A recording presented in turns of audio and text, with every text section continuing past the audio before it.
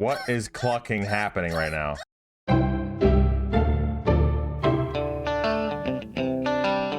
Welcome back, ladies and gentlemen. That's right, to the first and possibly only edition after getting the challenge bursted open. 100,000 scrumpers on twitch.tv/Dante DanteWTF. Obviously, follow me there if you want to see me live stream just about every single day around 6, 7, 8 o'clock to whenever I decide to die. And I had a thing for the viewers. They put enough scrumpers in there. I would play a certain game. Which game is it, though? If I go on this list of games, is it Audio Surf? No.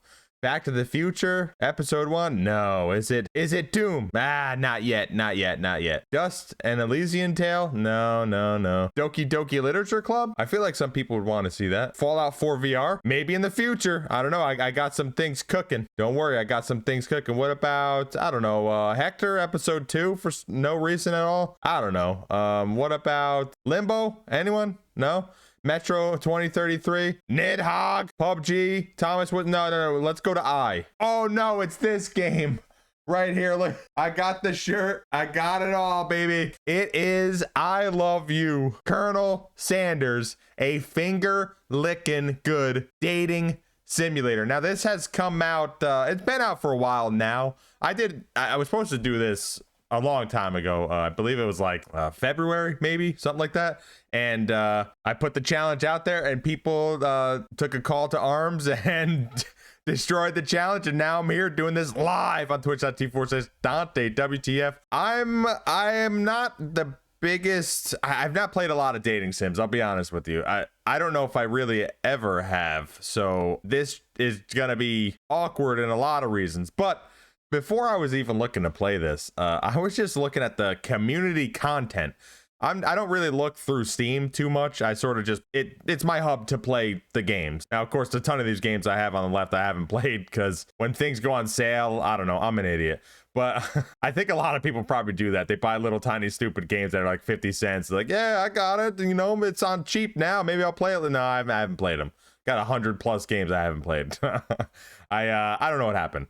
But KFC one was free anyway. I believe anyone can get it for free. And I'm excited. But I do want to look at the community content because some of this stuff is bizarre. Okay. I Love You, Zinger Burger. Okay. Look at some of the more interesting ones.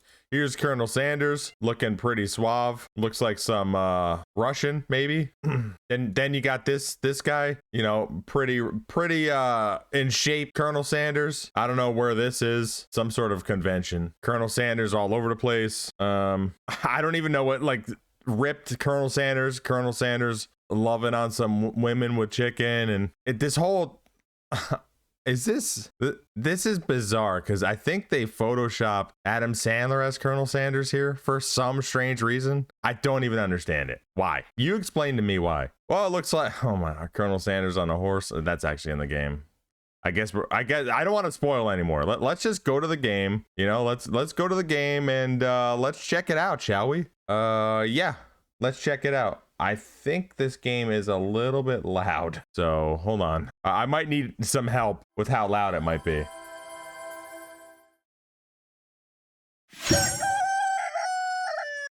Oh, there we go. We're back. Oh my God.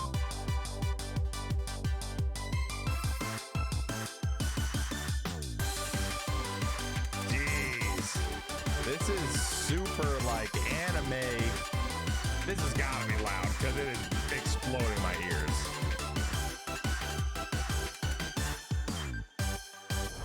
Is that like Hamtaro?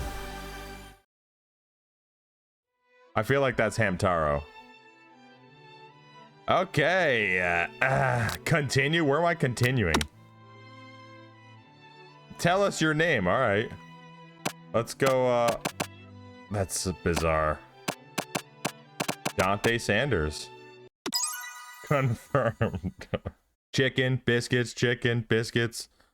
This shirt, by the way, in case you didn't know, this was the shirt. I made a video of a bunch of KFC stuff on my YouTube here. And the shirt was put in a box with the KFC log and other goodies, and woo, I'll tell you what, I will tell you what, it hurt. It was rough. Yeah, it was pretty damn rough, I gotta say. And it still smells, it just wafts right in my freaking eye socket. It almost like stings my eyes. I'm gonna try one thing quick, see if I can make, I kind of like the music, to be honest. Just trying, you sleep softly as the morning sun casts a warm glow through the window of your modest student apartment. The world is peaceful and serene. You could stay in the moment forever. What is clucking happening right now? Or you could wake up now. Your first day of culinary school is no time to sleep in. Smack that clock. Up and at 'em. Throw the clock out the window and stay in bed forever. All right. You slept through the school year and gave up on the once in a lifetime opportunity to meet Colonel Sanders. Son of a, did I already blow it? Oh my God.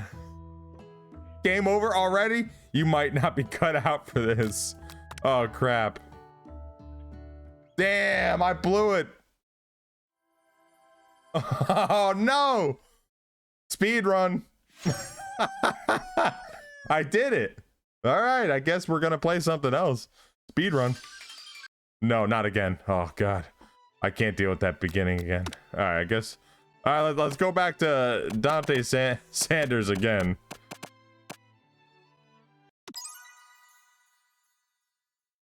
I don't know why. I don't know if it's like the weird smell or stuff. All right, we know what happens. The world is peaceful. That noise is just like.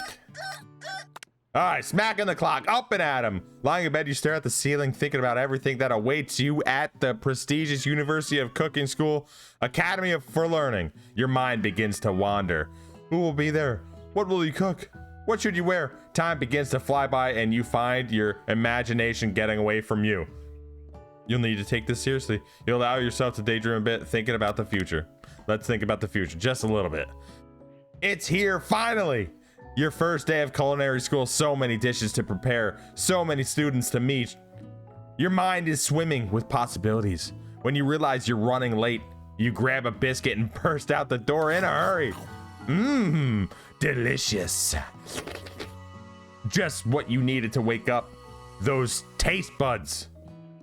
Yikes, you're in such a hurry, in fact, that you forgot to put on deodorant before running out the door. You're sweating buckets as you rush to arrive on time. Uh-oh. Standing in the quad, you gaze upon the magnificent University of Cooking School Academy for Learning. Here comes your lifelong best friend forever, Miriam. Hey, Miriam. She's the most adorably awkward person you've ever met, and you absolutely love her for it. Damn it, I need a woman counterpart to read stuff. If only there was someone. Yeah, man. Kinda interesting if Miriam. Good morning, Dante Sanders. Are you excited for the first day of the rest of your lives? Actually, I'm... Because I sure am. Excited, a little nervous. Okay, a lot nervous. What's the... It's just that this morning I made breakfast for myself. Well, when I ate it, I couldn't taste any love in the food. What if I'm no good? What if I fail? Classic Miriam. Raised by master chef parents, she's always held herself to a very high standard. Ever since we were little babies playing together and you rescued me from that quicksand box, it's been clear to me that you're the most loving, caring person I know. You're going to do great. But with the University of Cooking School Academy for Learning's famous 3-day all-in semesters, I'm afraid of being left behind and never catching up. A sweet girl, Miriam has always had a flair for the dramatic. This summer, she got so nervous about her first kiss that she chipped a tooth practicing on a mannequin. Come on, Miriam. Should you pep talk her or change the subject to give her some relief? Got a pep talk. Remember last month when we saw that fortune teller and had our tarot cards read? the lady with the mask who gave me nightmares? I've been trying to forget. I know she looked spooky, but she was so sweet. And she told you that you were destined for great things. Remember that card with the fancy looking tower? And that other card featuring the handsome fellow in the red suit? I've been waiting for so long to meet a handsome fellow I can call my own. And I'm sure you will soon. In no time, we'll be graduating and you'll be delighting the world with your heartfelt cooking in no time at all.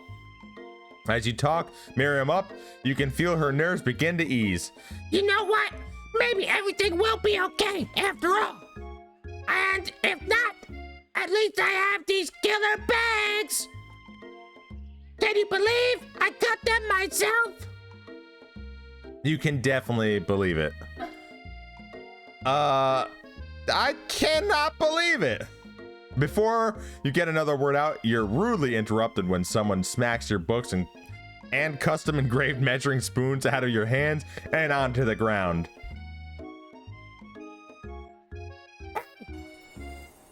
It's Ashley, your arch rival. She's totally evil, but you can't help but be filled with jealousy. She can get anything she wants, and she knows it.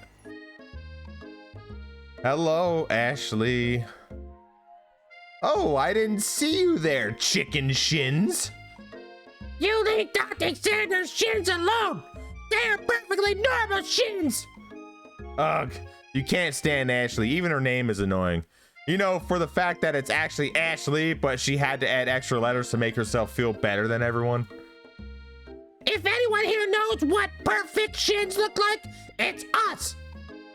We're not going to let you or your really weird insults get to us. Across the quad, you see Ashley's best friend, Van the Man, has stopped to look at his own reflection in the mirror. His pants are so tight, you can see him casually working out his glutes while he styles his hair. No lie, they're rockin' glutes. Van, you rang. You've never been sure what their arrangement is, but as long as you've known them, Ashley and Van have just been as close as you and Miriam, but substantially more devious. I can't believe that University of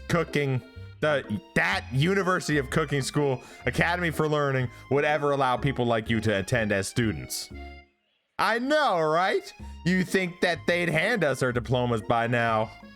Or maybe hire us on as professors. You amateurs could learn a lot from us.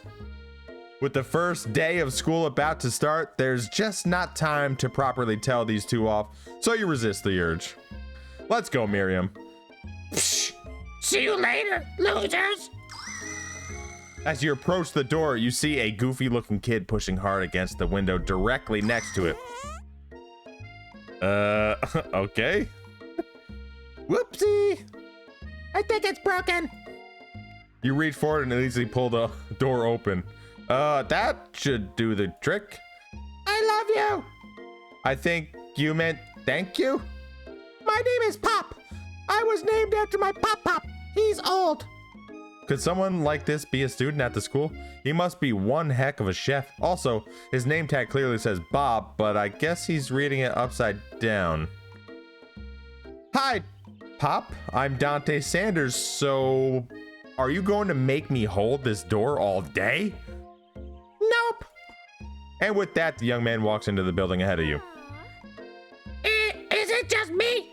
Or is he kind of cute? I think it's just you. You both shrug your shoulders before following him into the building. You stand at the edge of the room, unsure where to sit. Other students wander in and keep themselves busy chit-chatting. A scruffy-looking pooch takes his place at the podium at the front of the class. Adorable. Now, quiet down, everyone. Who is this unreasonably cute pup, and why is he in our culinary class? You must be Sprinkles, head instructor and CEO of UCSAL. Please call me Professor Dog. I may be cute and a little fluffy, but I still demand respect. Woof. What a cute dog. Why is it our professor? This is the best school ever. I guess only a dog's nose is capable of picking up all the nuances of fine dining. Out of nowhere, wind begins to rush around you as a swirl of cherry blossom petals fill the air inside the classroom. I'm chilly. Someone close the window. And then he walks in. So dreamy. You're immediately swept up in the aura of this new student and his remarkable goatee. Who knew anyone could be so handsome? Time absolutely stands still. Oh, what does this button do? Oh, it's just pause. Okay. I already said that. It's him. It's... If it isn't my favorite student, Harland. Colonel Sanders interrupts Sprinkles. Sorry, Professor Dog, before he can finish his sentence. Please, call me Colonel. Colonel Sanders. A hushed murmur rolls through the classroom as Colonel Sanders walks down the aisle of desks. Suddenly, the room is sweltering. Sweat begins to bead across your brow. You feel like everyone is looking at you, and you're not entirely wrong. And this over here must be Sweaty Sweats a lot. Maybe we should open the window back up before faucet pits melts into a puddle and evaporates entirely. Hold on just a second. Nobody talks to my friend like that. You two both know my name. We were in the same kindergarten class, and what is with all your really weird insults? Besides, when Dante Sanders sweats, it's not gross. It's beautiful. Look at that shimmer. You turn to Colonel Sanders standing right in front of you. Colonel Sanders, beautiful angel that he is, stands before you smiling gently, his hand outstretched. Boy, howdy. This classroom gets hotter than a Kentucky fryer. Please, use my handkerchief. You freeze up. Colonel Sanders is talking to you. Wait. Colonel Sanders is talking to you about how sweaty you look? You're completely mortified. This can't be your first interaction. What if he never forgets this moment? Of course, I gotta take the handkerchief. You stretch out your hand and Colonel Sanders places a fine silk handkerchief in it. It's so beautiful, you hesitate to press it to your face, but when you do, the feeling is transcendent. It has his neutral scent on it. Natural, not neutral. It smells of the most delicious chicken you've ever smelled. Oh my God. That's what I actually, well, I don't smell like that now, but I'm supposed to because this damn shirt. Professor Dog steps in to settle the class down and set some ground rules. Welcome to University of Cooking School Academy for Learning, the greatest culinary academy in the world. The birthplace of culinary legends, past, present, and future. Many challenges await you. There will be tears, there will be blood, there might even be really adorable tiny food. And when all is said and done, there will be a battle. You will lift your sporks and compete in the broom cooking arena. Just then, another student enters the classroom and interrupts the professor's rousing speech. Student! Hi guys, I'm late. I hope everyone had a good summer. I really miss, quiet! Late to class is bad enough, but interrupting my monologue? You're on the fast track out of here! Young man, are you sure you're even in the right place? Don't you recognize me? This is my 3rd year in the school with you as my teacher. Everyone stares at him blankly. Does no one remember me? You're expelled if you utter one more word before I finish. Let that be a lesson to you students that tardiness is unacceptable. Even Clank made it here on time, rolling halfway across town on his tiny wheels. You turn his collecting spit. Hold on. What's going on, Brina? You turn to see the student Sprinkles is referencing, who appears to be the same sort of industrial kitchen appliance. Okay, this is bizarre. The class bursts into laughter. Oh, Clank, you rascal. Sprinkles walks in the classroom as everyone stands in silent obedience. When he gets to you, he lifts his nose into the air and takes a deep sniff. Your diet is lacking. Based on what I'm picking up here, you definitely need a multivitamin. You should be taking better care of yourself. You've never had a talking dog as a teacher before, but Sprinkle's reputation for being smart but tough is well known. You decide to try and butter him up by giving him a treat from your pocket, but what kind? Beef treat, rubber ball? I mean, chicken snack. You reach beneath your apron and return with the chicken snack in your hand. Sprinkles' eyes go wide as he locks onto it. His favorite! Well. I think there might be some competition for new star student. Bizarre. The furry professor immediately devours the snack, leaving your hand slick with a coating of warm doggy drool. You see the other students eyeing you jealously, but pay no mind to them. If they wanted to succeed in life, they should have learned the importance of carrying a range of dog treat flavors on them at all times. Settle down, young chefs. Take your seat and prepare to have your minds open to the amazing possibilities of culinary creation. As everyone rushes to claim their favorite seats, you're left standing at the front of the room. Only 2 options remain. Hey, Dante! There's still a seat here! It seems that no one has claimed this seat next to me. If you're interested. Oh, what do I do? What the hell do I do? Do I sit by the colonel? Or do I sit by my best friend? Oh, I don't know what to do. She did ask me though first. I'm gonna go best friend. You move to take your seat by Miriam. Geez, it actually is starting to mess with my voice now. I'm so... All right, I can't do it anymore. I'm so glad to have you near me to support me through this class. Of course, you're my best friend. Who else would I sit by? Colonel Sanders? He has such a magnetic personality, and there's a seat open right next to him. If you had sat there, you might have gotten to know him a little better. I'd never sacrifice our friendship. Besides, I'm sure I'll get a chance to talk to him later in the semester. I've got 3 whole days. That's like a lifetime. So you say, but now that Miriam mentions it, the Colonel Sanders is just so darn dreamy. As soon as they settle in your seat, the professor makes an announcement. Think fast, it's time for a pop quiz. Yay, a quiz about me. This incredibly important and surprisingly short quiz will tell me if you are ready for life at the culinary school. Keep your knives sharp and your focus sharper. Here comes question number 1. If train A is traveling to point B and train B is traveling to point A, how important is it to wash your hands before cooking? Extremely. Look at you, Pop. That's right.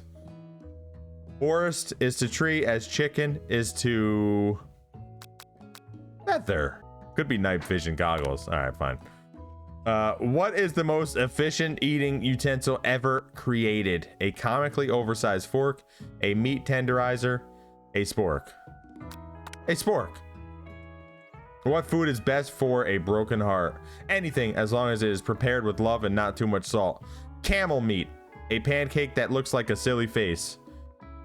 Okay, I'm gonna go pancake.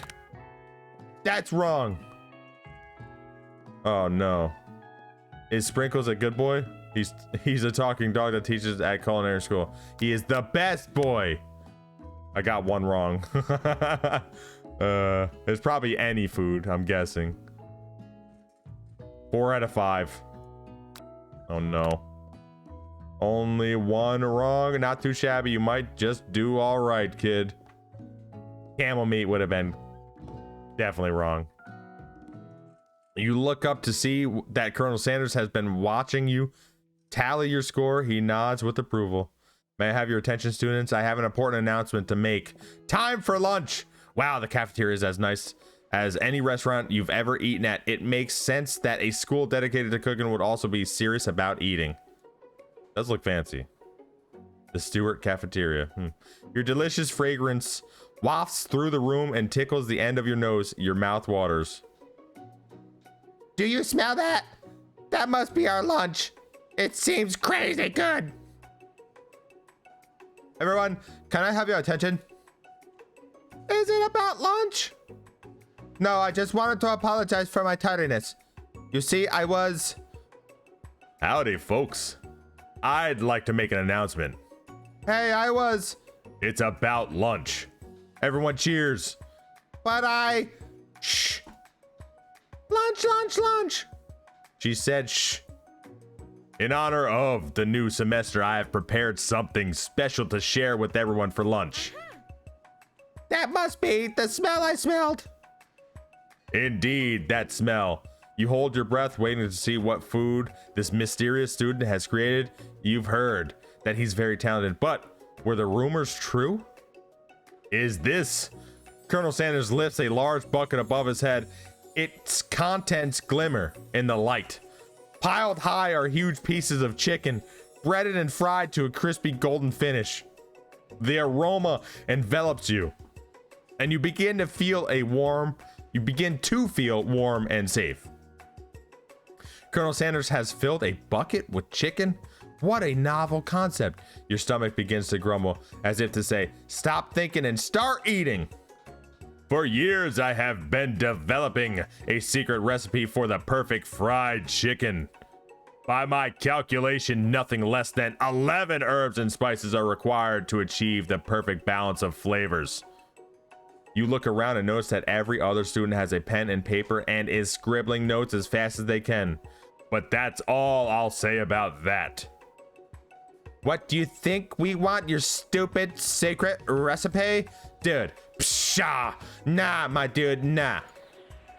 I'm just drafting a last will and testament in case one of those ingredients is poison. Got him. He looks around nervously to see if anyone else is laughing at his sick burn. You wait to see what zinger Ashley has prepared to follow up, but she suddenly takes a different approach. Yeah, and I was just like writing in my diary. Dear diary, today I smelled something beautiful. I knew at that moment that only the hands of a true gentleman could fry chicken so tender. You see her body language change from bitter and evil to sweet and innocent as she slides closer to Colonel Sanders. She realizes that he is destined for greatness and fame with cooking skills like this. She wants him all to herself. Oh, please. Well, Van, the man, if you don't want any, I'll take this. Whoa, hold on. I mean, I guess I'll try it. He takes one bite and his eyes grow wide. He starts contorting his face as he tries to hold in his pure exhilaration and act unimpressed.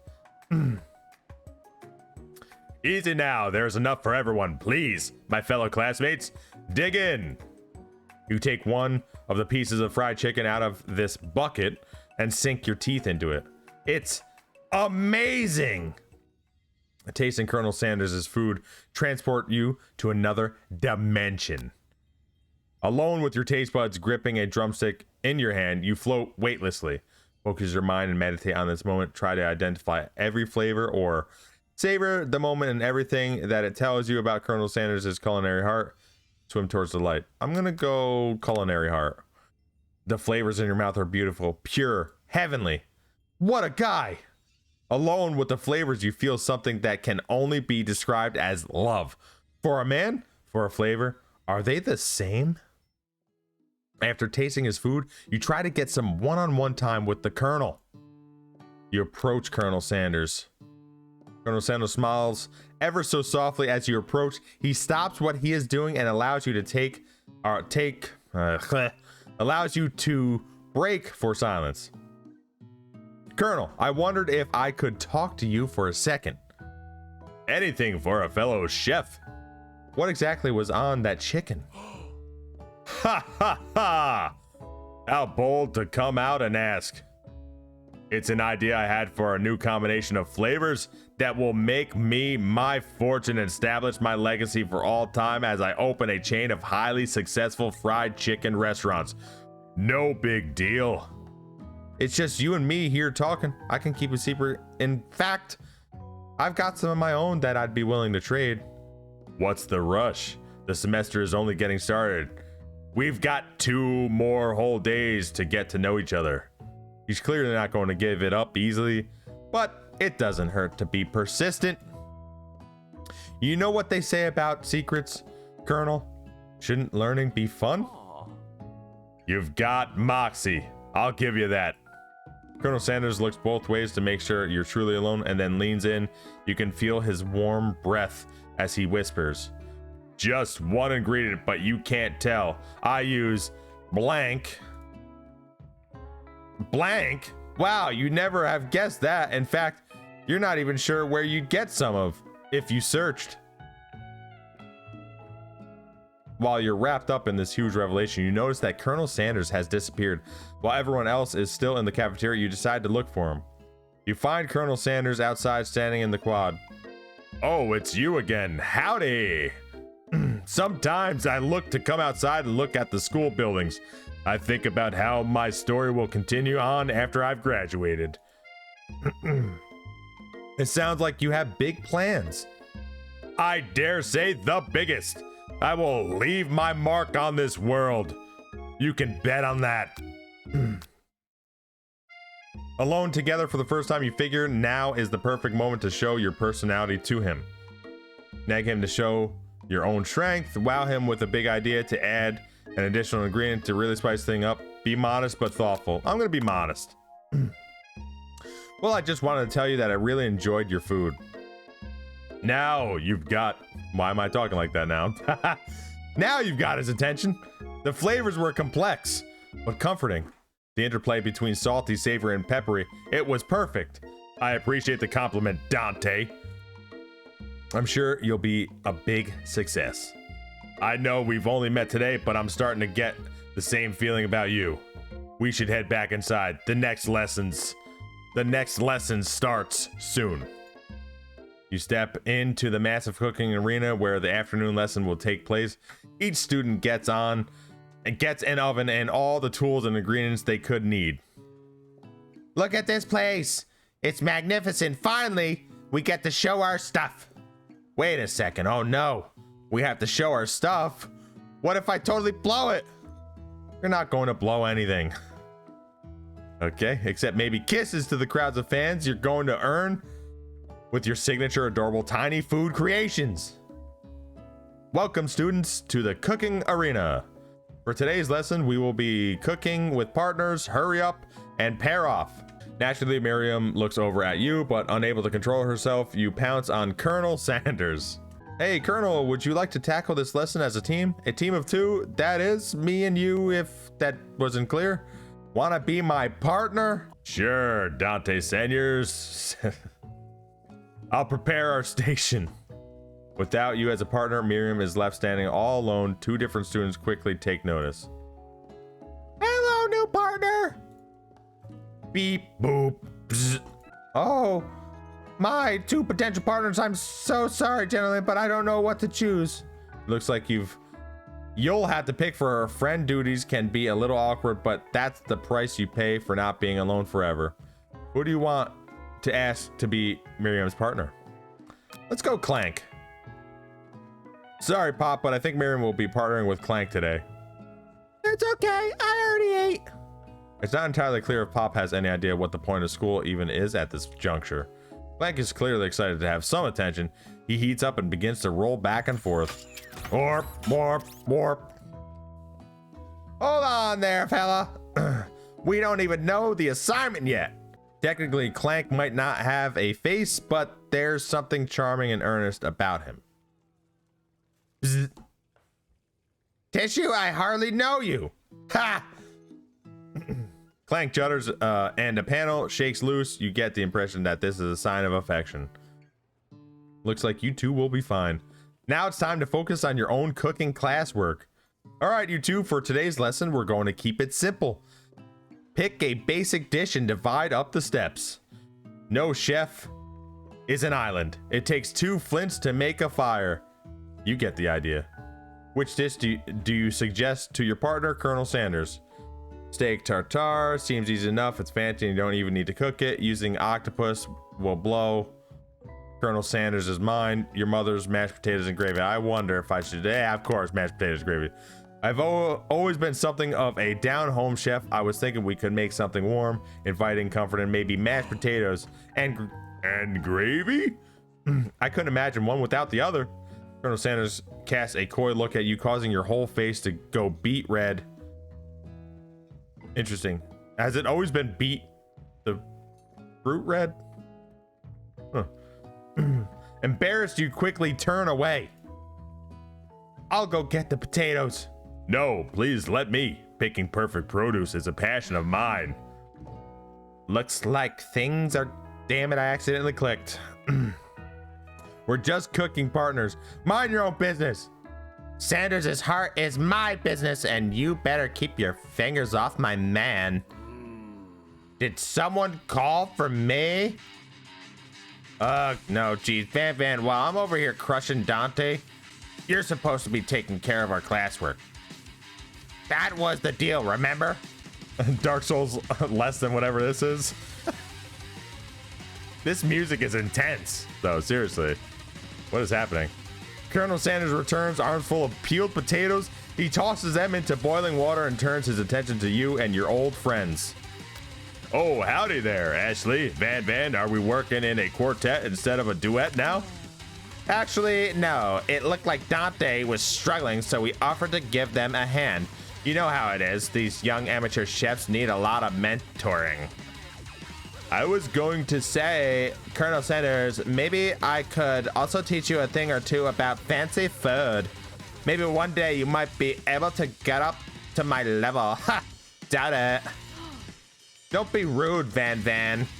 Personally, I have no doubts whatsoever about Colonel Sanders' ability to concoct creations worthy of admiration. After all, your fried chicken was quite spectacular. But, Colonel, if you ask me, I might make a better partner for you than this thing that has positioned itself at your station. Don't you feel deep down that we cast complementary shadows? We fit together like a thigh and drumstick. It makes sense. Nothing about this makes any sense, but one thing is clear. She's coming for Colonel. If you don't watch out, Ashley's really going at you hard. You need to ask for some backup here before things get ugly. Turn to Colonel Sanders, hunk of hunks. In your time of need, turn to Miriam, your forever bestie who always has your back. There might be, maybe depending on how long this is, I might do it Dark Souls after. You turn to Miriam, and as soon as you find her, she senses it and looks back. This girl's friend in need radar is second to none. She immediately comes running over. Is somebody threatening my friend? I will destroy them! I actually think that Ashley and Van were just leaving. Leaving? You in the dust vis-a-vis my skills as a chef, perhaps, but stepping away from this competition? You are sorely mistaken. Miriam, you're a loyal friend, but Dante Sanders is my partner for today's activity. You look for Sprinkles in hopes that he might step in, but he's nowhere to be found. Darn those cute corgis and their short but sturdy stature. You look down at the station and realize that in the tension of the moment, your hands have been cooking on autopilot. Distracted by the drama, you've already crushed the boiled potatoes into a perfectly creamy mash texture with plenty of butter and cream for flavor. It's as if your natural passion guided you through the steps you know so well while your attention was elsewhere. I know just what to do. Colonel Sanders extends his hand. He's holding a beautiful white porcelain gravy boat, out of which pours a smooth brown gravy, smothering your nearly finished potato dish. Ooh, oh, this is the start of everything you need. Chicken, mashed potatoes, gravy, corn, and cheddar cheese for you. Enjoy that dry live, ladies and gentlemen. Gravy flows down the mound of mashed potatoes. The results look spectacular. Granny would be very proud. Colonel Sanders holds a spork out to you. You reach out and grab hold of it, but he doesn't immediately let go.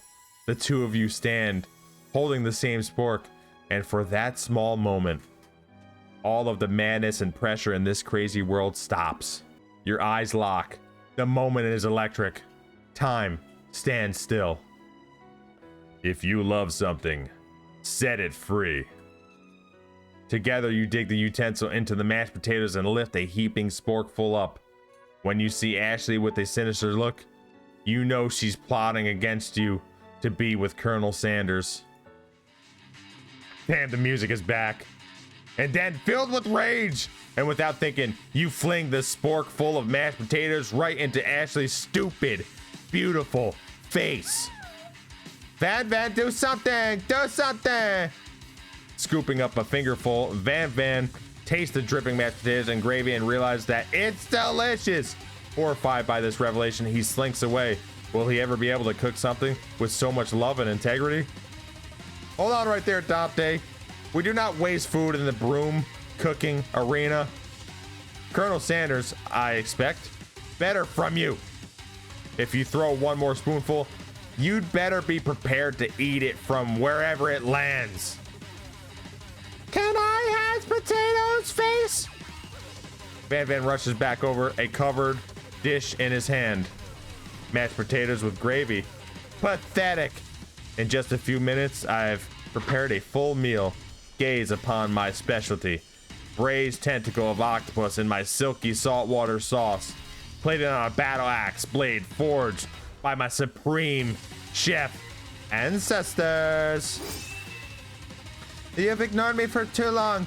That ends now. It is I who will have the first bite, and who then you will also will look on with envy. The interrupting student rushes at Van Van and swipes a bite of his signature just right off the plate. No, don't. Something about this dish doesn't strike my nose quite right. I think the octopus was rushed and may have turned in the process. The results could be toxic. Too late, it has been eaten. I think I left something in the oven. I don't feel so good. It killed him. What the hell? Damn. That's effed up. Everyone step back. Don't take another bite. When you look back at the plate, the rest of it is gone. You notice the tip of the tentacle being slurped up in Pop's mouth. Pop winces in pain for just a moment, then is almost immediately back to his oblivious self. Oopsie. Tastes like poison. The entire class is gathered to watch Pop's final moments. Shock has frozen the whole crowd. They are as motionless as statues. The class bell rings, disrupting the moment and snapping everyone back to reality. It would appear that Pop's enthusiasm for trying new things, despite obvious danger, has inoculated him against poisons of all kinds. I'm not sure the professor's here to make enough money. Hello, I just turned into a ghost over here. Seeing that you're shaken up by that really annoying student and all his nonsense, Colonel Sanders approaches you. I'm sorry you had to go through that. Please let me walk you home. What? Like for real? Oh, come on. You follow Colonel Sanders out of the room. At night, the school building has taken on another vibe entirely. It's dark and more than a little spooky. Colonel Sanders stands in the quad's neon glow and speaks softly. Those mashed potatoes you made in class today. Before you go on, I want you to know they're not a great representation of my skills. I didn't even realize I was making them. They were amazing. Tasting them, it reminded me why I became so passionate about food to begin with. Colonel Sanders is getting choked up. Cooking is obviously important to him in a way that you find inspiring. Now might be the perfect time to tell him you're developing feelings for him. Colonel Sanders? Yes, Dante? There's something I need to talk to you. Or something I need to tell you. Hold it right there. There's something I need to tell you first. Oh, geez. You see, when I was just a boy, I had a dream that one day I would be the greatest chef the world has ever seen. And every day since, I have been working toward that dream day and night, never stopping, never resting, also lifting a lot of weights, like so many weights. We should follow our dreams with all of our hearts, that our soul may grant them like wishes floating on a shooting star. Hey, no, you... Shut up. I'm the one here to say inspirational stuff and be the star of the story. Are we forgetting that your cooking literally killed a guy? You can't prove that. I also saw you kill that guy. What was his name? Somewhere in the distance, you hear a long, sad sigh. That's so sad for the student. Forget him. We're talking about me. Me. I'm the hero. Whoa, spork monster. Man, my voice can't take a lot of more voices. How do I do this? I would do it more crazy, but damn, my voice, it hurts from that. The spork monster is here to fight a hero. Ban. I think I left the fridge door open. Later, nerds. How dare you threaten me just as I was letting down my guard and connecting with another chef on an emotional level. Be afraid, be very afraid of me because I'm a monster. You see? Of course, that was the spork monster. That's not how... Is he rhyming on purpose or is he just doing that as a coincidence? But before you can discuss syntax any further, it's a turn-based fight sequence. What will you do? I will attack. You decide to go on the attack. Which attack will you use? Cook with love. Okay. Cook with love does 1 damage. It just got real. That attack really upset Spork Monster. Spork Monster goes on the attack. They spit hot gravy at you. You take 1 damage. I'm gonna keep attacking. Keep attacking. It worked last time, right?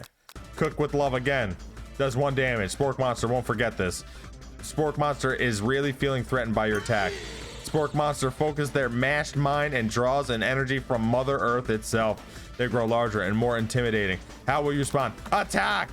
You decide to go on an attack again. Which attack will you use? Cook with love. Cook with love does 1 damage. At this rate, the semester will probably be over before this fight is. Spork Monster is no quitter. Buffed up and ready to rumble. They go on the attack once again. Spork Monster uses utilitensile. You take 2 damage from the attack. If you take much more damage, you're not going to survive this battle. Go on the attack. You decide to go on the attack again. Cook with love. Cook with love does 1 damage. Spork Monster is oozing cheese sauce onto the lawn of the quad. I wonder who is going to have to clean that up. Feeling vulnerable, Spork Monster prepares for its ultimate attack, Rounded Edge. Vile villain, your reign of terror stops here. Colonel Sanders summons the energy of 1,000 chickens. Pot Pie Power Pinch. Pot Pie Power Pinch does 10 damage. Spork Monster is defeated. You saved me. An injured Spork Monster spews steam into the night. Forget mercy. Finish him. Spare this wretched beast. Finish. No student will ever walk the quad in fear again. This monster messed with the wrong chef. Attack. You ready your final attack.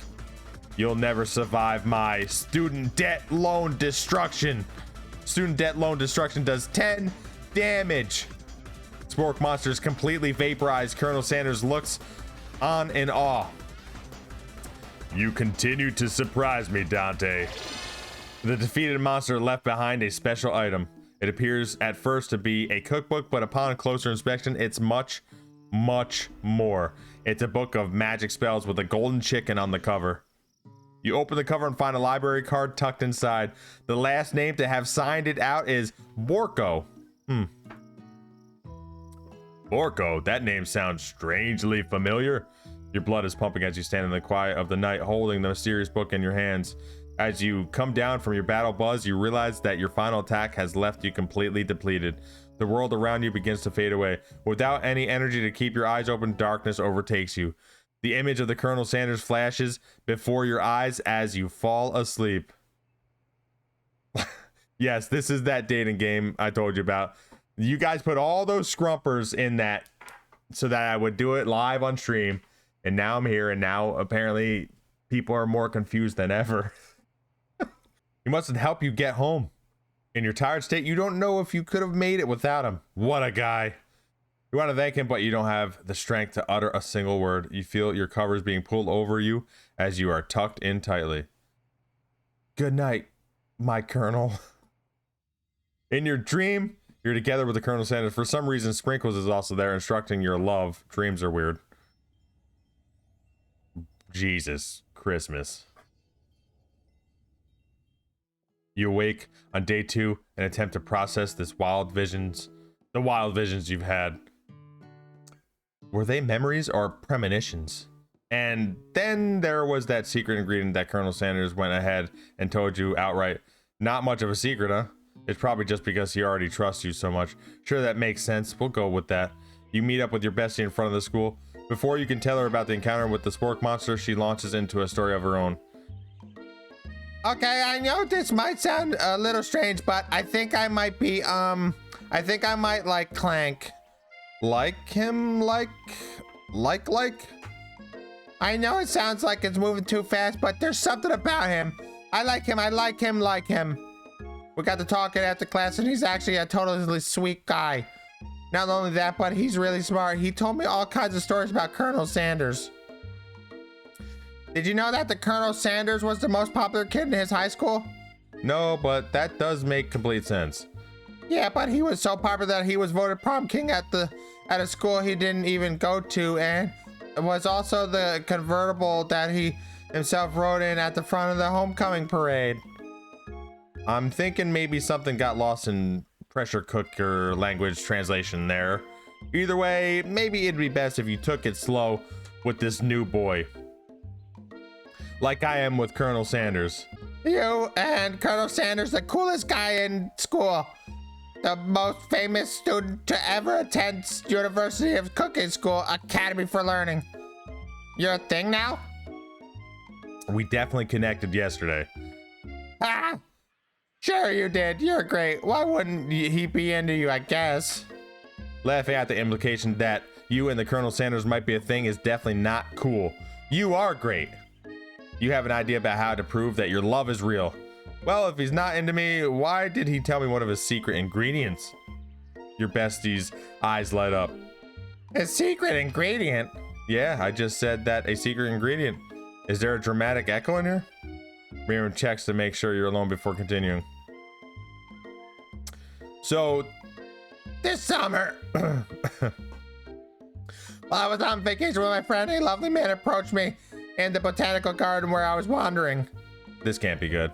He told me all about his passion for spices, secret spices. The man even gave me some to show me what he meant.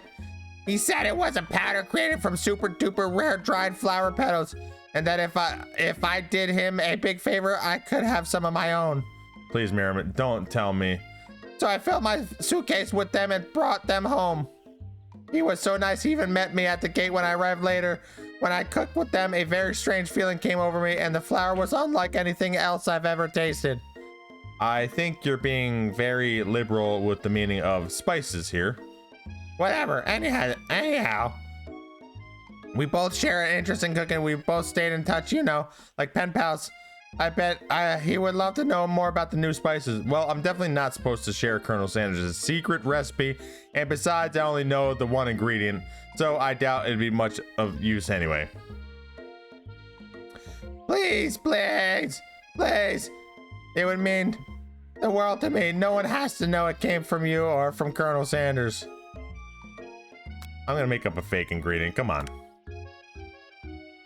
You quickly think of a fake ingredient name. I don't know. How about it was Eye of Newt? I know, sounds like some kind of witch's potion, but what can you do? Eye of Newt, wow. Her eyes light up imagining such a thing, and you figure that you've satisfied her curiosity and she'll be moving on. However, she immediately turns around and does some thumb typing on her phone that you can't quite see. That's probably not good. Before you can ask her to confirm that she was definitely not texting secrets to other people, you're interrupted. A wind rushes in. Cherry blossom petals fill the air. It's the Colonel. He's arriving at school on a steed. Stand back and admire his majestic glory. Run to him. You decide that the best way to show Miriam how serious you and Colonel Sanders are would be to run to him. Surely he'll sweep you up onto the back of the stallion and you'll ride away together. That'll show her. Oh, that's me. Oh, Colonel, my Colonel. However, your sudden movement surprised the horse and it rears up, kicking you directly in the face. The force of the blow completely knocks you out cold. In the darkness, you see a vision. Oh, Dante, I am here to deliver you a message. Not this guy. It is important that you remember this exactly as I say it. If you forget, the world could end. So, you know it's serious. I have been trapped in a realm beyond, but a great prophecy relies on my return. Only you can save me. All you need to do is repeat my name 3 times. And that name is... But before you can continue, you suddenly awake. Oh, that is rough. Poor guy. Oh, geez, Rick. You awake to find... Why am I doing that? I'm getting all confuzzled. You awake to find the Colonel Sanders standing next to you. He roused you back to life with a satchel of secret spices, or is that just his natural seasoned musk? Compliment the craftsmanship of his horse's shoes. Lean in for a kiss? Nah, I don't think it's time for a kiss yet. Maybe he shouldn't be riding a horse to school, and maybe you shouldn't be running up to animals you don't know. It's hard to say who was in the wrong here. But one thing is for sure, the Colonel Sanders is pretty dreamy. That horse has beautiful shoes. I could really feel how smooth and sturdy they were when they were pressing onto my face. That's nice to hear. No one truly appreciates good craftsmanship anymore. And with that, the Colonel disappears into the school, leaving you and Miriam to follow. When you enter the classroom, you can see your 2 rivals, Ashley and Van Van, are doing something bad. By the way they're hiding, you know it must be really bad. Like counterfeiting recipes is bad. Experimenting with restricted ingredients bad. Summoning a demon bad. You try and get a peek over Van Van's hulking shoulders, but he sees you coming. Whoa there, little one. I'm not sure you're ready to handle this. Why don't you make like a bee and mind your own wax, honey? Tell them to stop acting immature. Act like you're not interested in them, but really try to get closer. I'm gonna act like I don't even see him. You sit near the rivals, but leave your back turned to them. You even hear Van Van mutter something that sounds a bit like a magic spell. I love this song, whatever it is. This song is great. However, he noticed you eavesdropping. You try and cover your tracks and improvise an excuse. It's time for class and you're distracting the rest of us who want to learn. Now you've upset them. Oh, and you're the emperor of cooking, are you? You make the rules. I'm not sure you'd know a good meal if it ate you. Being the best chef in the world takes more than just culinary skills. It takes creativity. It takes panache. And it doesn't hurt to use a little evil. You finally get a look at what it was they were hiding, and you instantly recognize it. It's a book, just like the one you found after your encounter with the spork monster. That's the same book that I found last night in the quad. Ashley immediately elbows Van Van, who hides the book behind his back. I don't know what you're talking about. That book is a family heirloom and its contents are secret.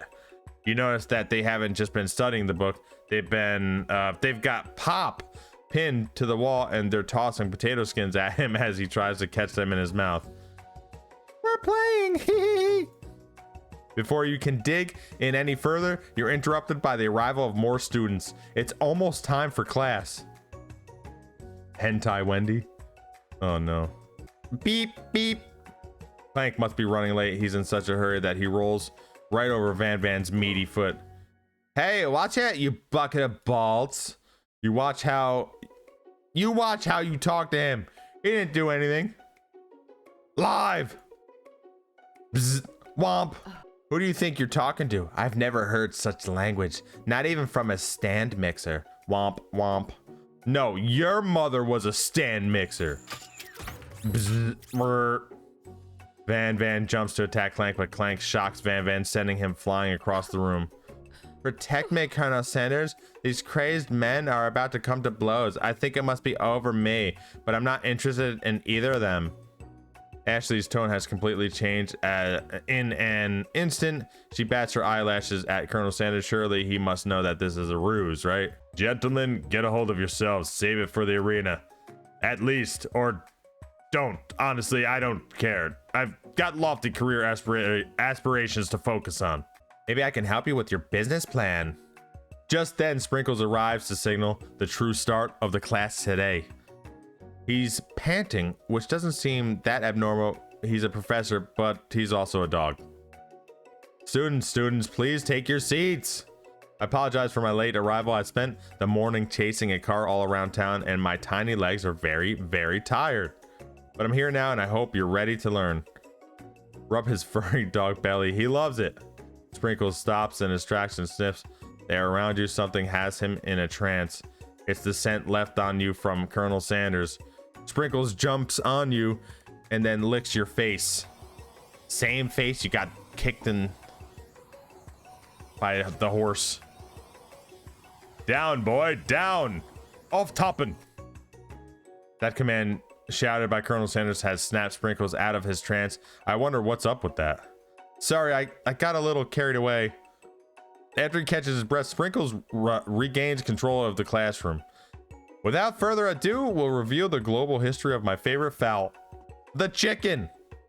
You want to pay attention to the lesson? Truly, you do. Which is why in 1776, at the signing of the Declaration of Independence, it was a chicken who's first signed their name. But you can't help but daydream about the Colonel Sanders. And you miss most of the important parts. When you come to, Sprinkles is holding a tray of food in front of you. Well, Dante. Naturally, this appears to be a sample platter. A glass of water, a shimmering pepper, a dog biscuit. Which do I want to sample? A brightly colored pepper stands out from the other items. It sparkles in a most eye-catching way, so naturally you reach out and grab it and eat it right away. However, your body is not prepared for the heat. The pepper has triggered an intense spice hallucination. It feels like forever as you trip through the universe. My friend, ooh, this guy again. I'm here to give you an important message. Oh, you must avenge my death and fulfill your destiny. All you must do is, I was saying, to fulfill your destiny, all you must do is, sorry, I think I've got some spice stuck in my throat. That's fine. I'll work through, to fulfill, the prophecy, you must. You feel yourself begin to regain consciousness. The ghost. Oh my god. Oh man. You come to and find everyone is staring at you. That pepper was the last of its kind on Earth, and now it's gone forever. You think to yourself, geez, I should pay better attention. We all make mistakes. I'm sure he'll forgive you someday. Come on. It's time for lunch. Before anyone can relax, the cafeteria lights dim, and your rivals enter to make a dramatic announcement. Today's lunch will be prepared via timed competitive cook-off. Demanding that they stop wasting everyone's time. Step up and tell them, you're on. They're on. Let's do it. A bit of lunchtime competition, eh? Count me in. If I have to wipe the tables with you fools before I set my lunch down on it, then so be it. I'm not the fool. You're the fool. Fool. Good one, Van Van. I like your gumption, Dante. It was good one. Van Van. Yeah, I needed to pause just a little bit more because he's not saying Van Van had a good one. I'll be watching your performance. Just as things reach a boiling point, Sprinkles steps in. Surely he'll put a stop to this madness. Now, students, please settle down. This is the lunchroom, not a sportsing. Not a sportsing court? Interesting. Finally, a little sense. You breathe a sigh of relief. At least not until we turn on the timer. Timer ready. Uh-oh. Just then, a huge light blasts in your face, flashing the words, timer ready. That's what I'm talking about. Aroo! I stand corrected. The hard way builds solidly a foundation of confidence that cannot be swept away. And that's an original quote by me. In case anyone was wondering, I hope it's a message that lifts you to victory. Like a diamond, I was formed under pressure, and now is my chance to shine. I will defeat you myself. You had, the music is intense. You had his chicken and you made mashed potatoes. I feel like I'm saying most of the ingredients here. Whew. Whew. I'm getting a little verklempt right now. Hold on. Whew. You had a chicken and now you made mashed potatoes and gravy. on day one and you're feeling like you can really impress him again here. It's time to boil some water for the potatoes. Think fast. If the timer runs down, you'll be forced to pick randomly. What temperature does water boil at? Oh, it's 100 degrees C, of course. That's right, but how would you have even gotten into this school without knowing that? Winner gets to rub my furry belly. Let that enticing offer motivate you. Le saucisse est trop grasse pour le pantalon. Greasy pants. I don't know what you're saying. Ooh, I'm sweating from all this heat of the kitchen. All right, guys. You're going to need to season the chicken before you cook it. You don't know Colonel Sanders' recipe exactly, but you have an idea. It's... How many herbs and spices did he say he used? 11. That's right. You might not know all the ingredients yet, but at least you're headed in the right direction. Tail wagging intensifies. Now that you've got some basic steps going, it's time to elevate your craft. What state of mind offers the most flavor?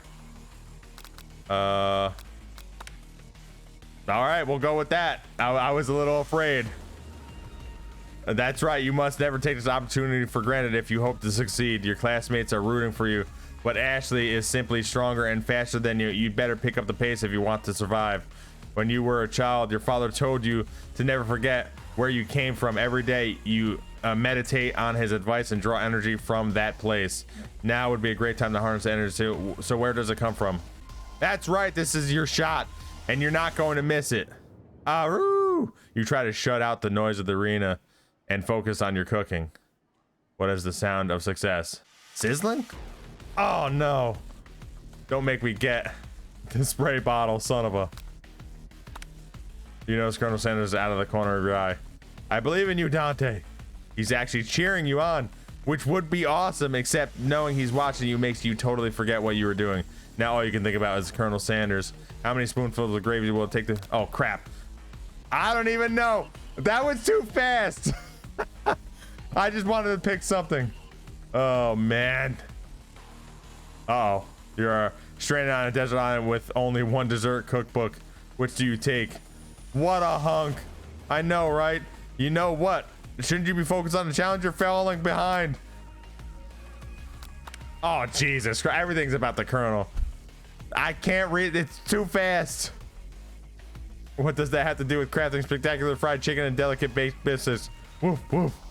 You're really struggling to keep up. At the next station over, Ashley has already begun plating elements of her dish. It's colorful and complex. To make up time, you toss your biscuit dough into a stand mixer as you do. The crowd gasps. Yikes. Bzz. I know you love nothing more than seeing a fellow appliance utilized in a kitchen battle, but sometimes that means sacrificing the personal touch. Brr. You might not have any hands, but Dante Sanders does. And as a good chef needs to be touching the dough to know when it's properly mixed. There's an easy way and a hard way. You don't get far by going the easy way.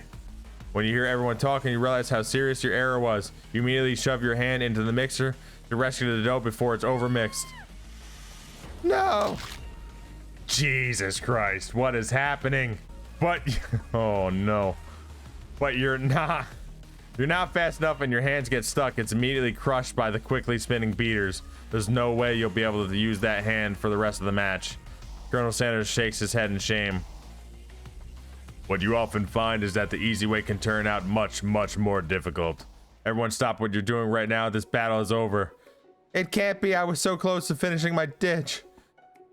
Sweetheart, look at your hand. You simply can't go on. Oh, that's too bad.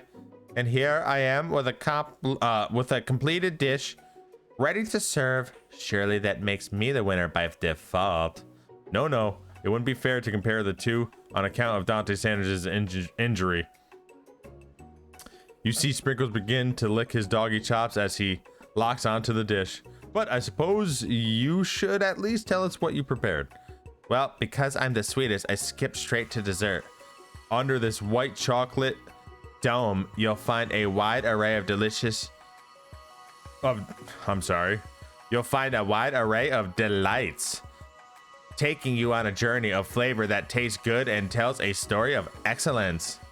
I was going to ask Dante to do the honor, but since you're injured, I'm afraid that pouring this creamer of delicate hot chocolate sauce might be too difficult. Colonel Sanders, if you wouldn't mind lending me your strong, steady hand. Colonel Sanders pours the hot chocolate sauce on top of the dome, causing it to melt away, revealing the ingredients hidden within. Inside, you'll find a delicate fried cheese croquet. Is it croquet or croquette? Help me, Nathland. Is it croquette? Croquet. Oh no. Atop a slice of honeycomb, ice cream, 2 ways, tender nougat, and pearls of blueberry gelée. I don't even know what that is. Colonel Sanders seems intrigued, but perhaps not impressed as he dips his finger in the chocolate sauce. Simplicity isn't your strong suit, is it, Ashley? Oh, you. Hehe. As he places a sauce-covered finger into his lips, Ashley leans over and whispers something into his ear. A dab of sauce sticks to his mustache. Internalize the rage you feel. Put yourself in between Colonel Sanders and Ashley. You reach out with your apron to wipe the sauce off his glistening face. Colonel Sanders recalls and brushes you back. This goatee isn't just a fashion statement. It's also functional. I was saving that flavor for later. Oh my god. Game over? Oh, are you kidding me? Did I just lose? Oh no. Oh. Alright, well, I'm not reading this again. Oh crap. Let me not click up there. I can't believe I died. I was just trying to get close to his face. Why can't I get close to his face? She makes the best, tiniest dishes. I didn't realize it was... I pressed the wrong thing. Alright, so now it should be restarting. Alright, let's try not to get her hand stuck in a freaking thing again. I think it's silence. Alright. Jesus Christ. You can't read it. I don't think any of these are good. None of these are good. All of these are wrong. All of these are bad. None of them were the right answer. Shouldn't be thinking about any of them. Damn hand got freaking broke again. Alright. Yeah, we got it. Internalize. Internalize the rage. Bottle it up. The flames cause your eyebrows to catch fire and turn to ash, and they fall off of your face, which means people will have a hard time understanding your emotions for the rest of the semester, perhaps forever. Embarrassed and shamed by your poor performance, not to mention your crispy fried brow, you run to the quad to be alone. The beautiful weather feels like an insult. Inside of you, a storm rages. It's Colonel Sanders. He's probably here to tell you that he and Ashley are in love and have decided to get married. And he won't even ask you to cater his wedding because you're a terrible chef and an awful person. You try to hide from him, but he approaches you directly. I know you're hurting right now. Not just from the devastating loss, but from that run-in with the mixer and that small fire. We should get that checked out. I'm fine. Can't you just leave me alone? I'm a loser. I'm not fit to fill your fryer. I'll never be a master chef. Failure is a part of life, not just for you, but for all of us. Do you think I've never failed at anything before? That's exactly what I think. Well then, think again. I wasn't always the man you see before you. Enrolled in culinary school, incredibly handsome, successful, motivated. Well, handsome, sure, I was born that way. But I've walked over paths and I've arrived at dead ends. I was passionate about life, but I failed as an obstetrician. I was passionate about justice, but I failed as a lawyer. I was passionate about livestock, but I even failed as a mule handler. That one was especially humiliating. Mules can be so cruel. I didn't know. People see my delicate ribbon tie and my well-kept beard and assume that I've got it all together, which is true now, but it hasn't always been. Sounds like this guy could really use a hug.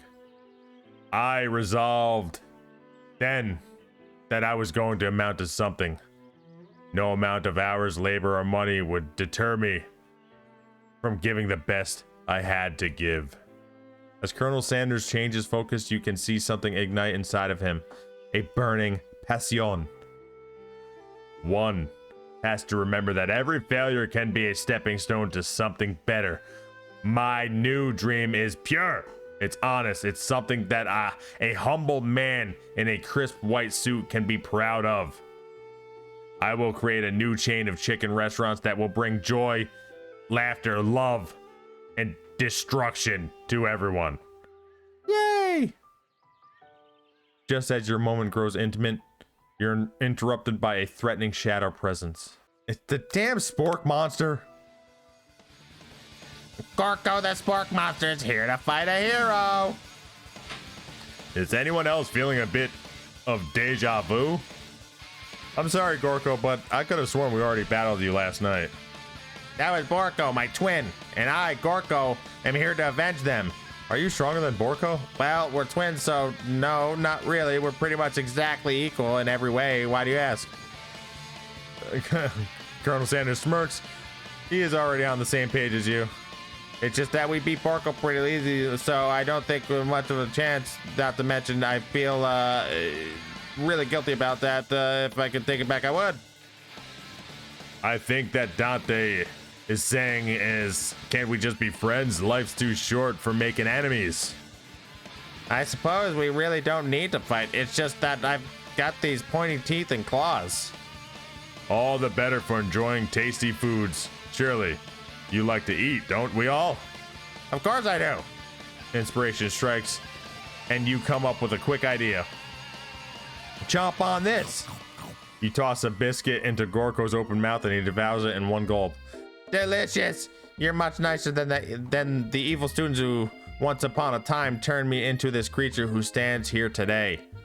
I don't believe it. You were a human once? Well, no, I was a Chihuahua, but I was still a student at the school until one day, for some reason, some mean kids with a magic spellbook cast a dark enchantment on me, and I was forever transformed. A magic spellbook? Precisely, Barco. Used to have a copy, but somewhere along the way I've lost it. If you find such a book, I beg of you, respect it. You're a powerful chef and shouldn't rely on such dark and evil magic. No, you should be protecting the innocent from those who would cheat them through sorcery and guile. If you need me, don't fear, I will be here. It sounds like there are more bad cooks in the kitchen of life. Dante, together I am sure we can defeat them. Come back to my hideaway and we can discuss. A personal invite? You can't imagine what Colonel Sanders' homes must be like. But it sounds like you're about to find out. Stepping inside Sanders' home, surrounded by things, you start to feel a special bond with him. Ooh, look at this clucker over here. Tiny Colonel Sanders with a goatee. Incredible. Looks like you live such an exciting life, Colonel. Every day can be an adventure if you approach it with the right attitude.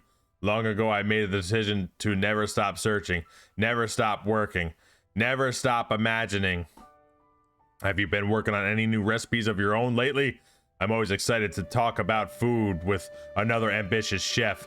Well, there is something, just a side dish that I've been tinkering with, trying to find the right balance of flavors and textures.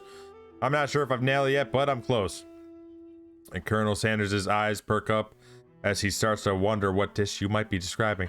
It's meant to pair with something spicy or something crispy. Both, perhaps? Oh, I gotta reveal it.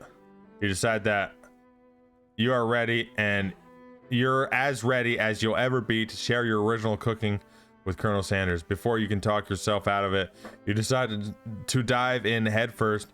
You reach into your lunch bag for a special dish that you've been keeping on ice all day. I present to you my original coleslaw. Ugh. Ugh. You know what's not in a famous bowl? This crap. Coleslaw. Ugh. It glistens. Who cares? Magnificent. Yeah, sure. Today, you chow down on our creamy coleslaw until just a spoonful remains in the bowl. Do you mind if I hold on to the last bite? I'd like to have it around so that I can admire its taste later and think back on this moment.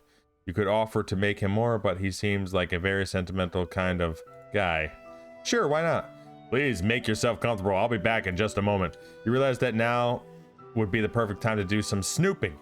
Around the room are various items that you can look closer at. Each item seems to radiate memories and emotions. Tap on an item to discover more about the Colonel. You notice a very realistic stuffed chicken sitting on a corner table. When you pick it up, you realize it isn't just realistic, it's real.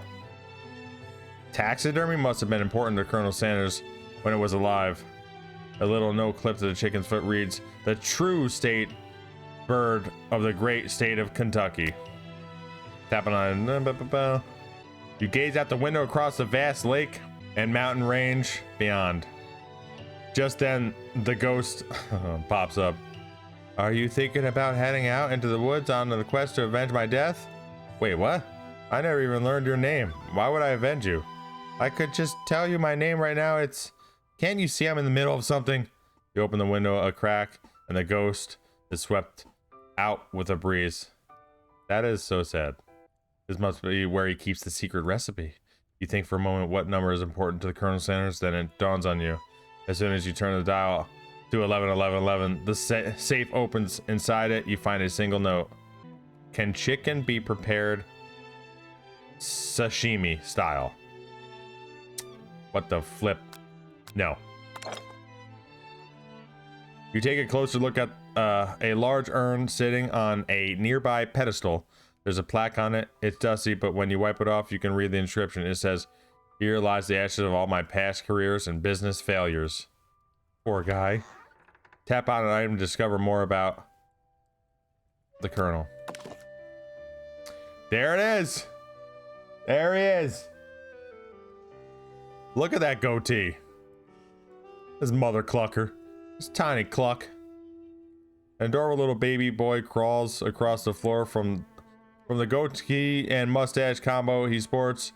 You figure that this must be the Colonel Sanders himself. That, or maybe it's a drumstick that he seems to be waving like a rattle. Who frames a baby picture of just themselves?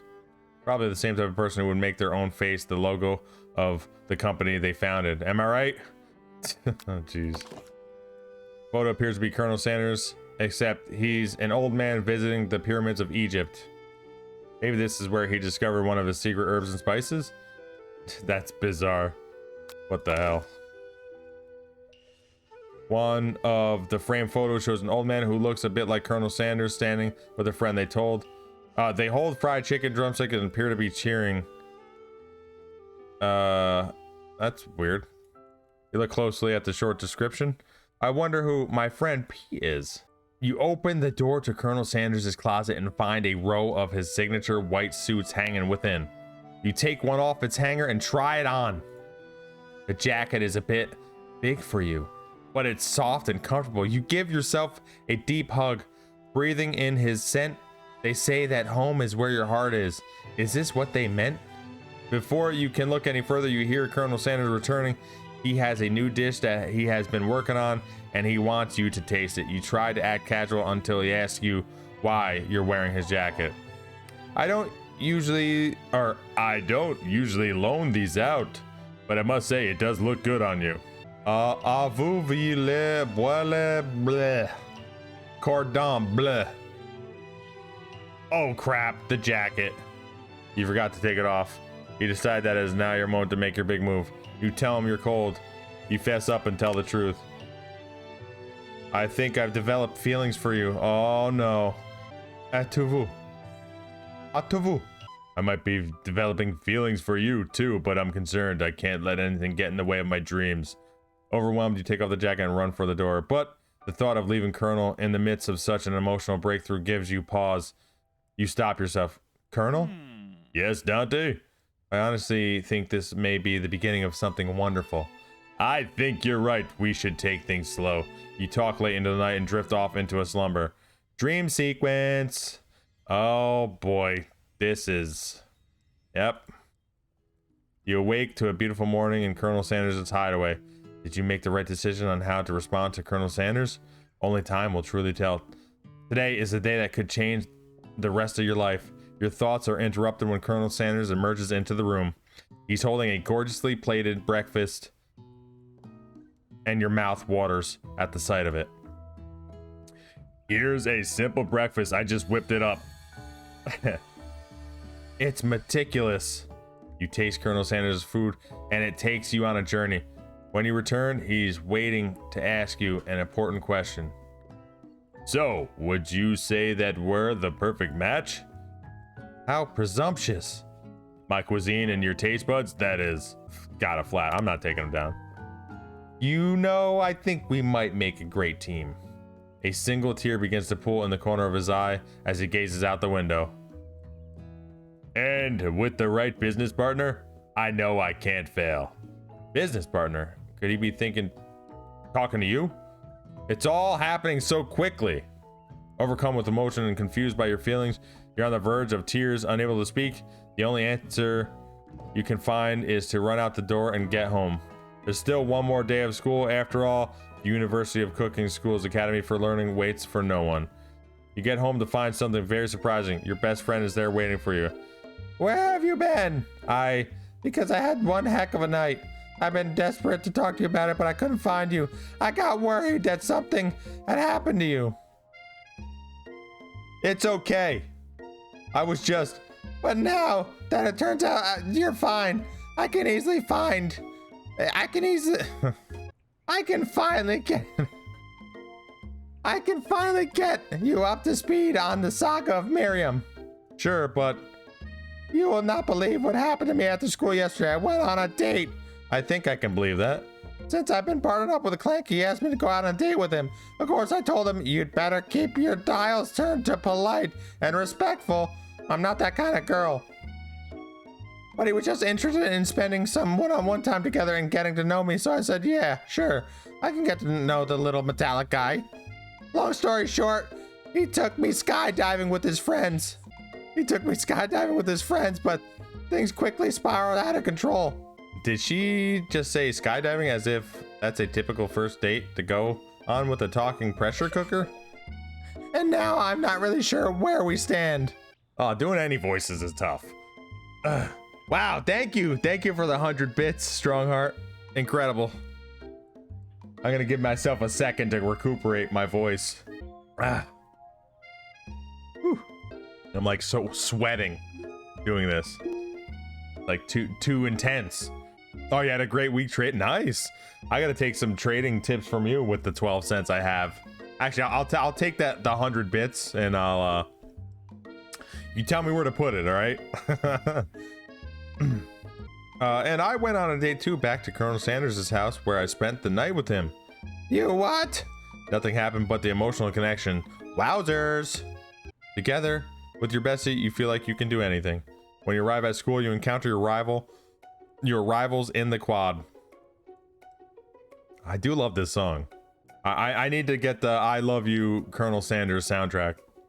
You can tell from a distance that they're picking on Pop, though he himself might not quite grasp that fact because you know he's Pop.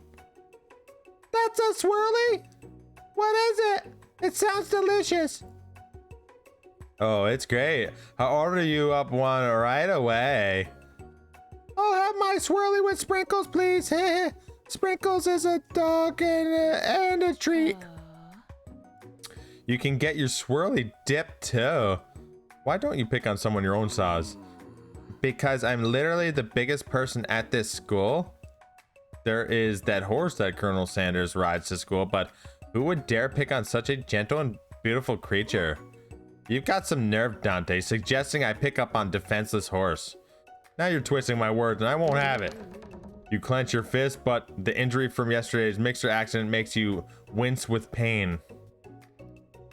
Doesn't look like you can go on cooking like that. Might as well just give up. I'll never give up, ever. Colonel Sanders arrives just as it appears things are close to boiling over. A naturally intuitive person, he senses that something has been going on. Is everything, Is everyone excited for the final day of school? Dante, how's that hand feeling? I'm sure you'll be back in fighting form by this afternoon. Aren't you concerned about my hands, Colonel? Yesterday I almost broke a nail winning so hard. Technically, I don't believe a winner was decided, but your presentation was quite impressive. What is he doing complimenting her? What, I'm sorry. But what about the flavor in my delicate, warm, gooey chocolate sauce? It was clear that you're passionate about how your food is received. That's a lot of words to say. It was bland. Excuse me, Dante, I am more than capable enough to speak for myself. Maybe you could tell me more of your thoughts as we walk into class, Colonel. I'm always interested in discussing the fine art of fine foods. See you inside, Dante. Annoyed by Colonel Sanders' inability to see Ashley for who you know she really is, you walk across the quad to get some distance. In an attempt to distract yourself from how slighted you feel by that interaction with Ashley, you take out the spell book you received yesterday and start flipping through the pages. Whoa! That's that book! It looks like bad news. It's just something I found lying around. It would appear to be some sort of grimoire, but I don't really believe in that magic stuff. A grimoire? Like a book of spells? I don't know. Who would spend so much decorating a magic book if it weren't really powerful? I can think of one surefire way to find out. You open a page covered with arcane warnings, cast only in case of extreme emergency, it says around the edges of the page. I could use this spell here that says it will erase anyone I choose from all of my memories. If I scrub out Colonel Sanders, it would probably help me focus better on the upcoming final exam. That is way drastic. Couldn't you do something else, like anything else not rooted in dark magic? Maybe tie a string around your finger? Okay, fine. It is drastic, but desperate times call for desperate measures. What can I say? You've got a memory erasing spell sitting right in front of you and a pretty good excuse to try it out. Don't cast this stupid thing. AMC, it's a whole new level. You talking about the American movie classics? The is that the theater also? I thought they were like dead because I mean, I guess they would, since the mask thing is kind of being lifted. I guess I wonder what other stocks will go up. Now would be the time to look around for that. Like Ticketmaster, I don't think they're trading in the stocks, but something like that. Ticket holders or something. I don't know how that works. I'm curious. It'd probably be that'd probably be a good investment for the now. Sundial grows the next BlackBerry. Not the phone, I hope. I'm just giving my second from this story. I've been kind of going pretty intense for a bit. Rim. It was Rim. What was it? Revolution in Motion or something? That was the company. What's going on, Darkway? You take your friend's advice and put the book away. It's almost time for class. Sprinkles is already in the room, waiting for the students to arrive.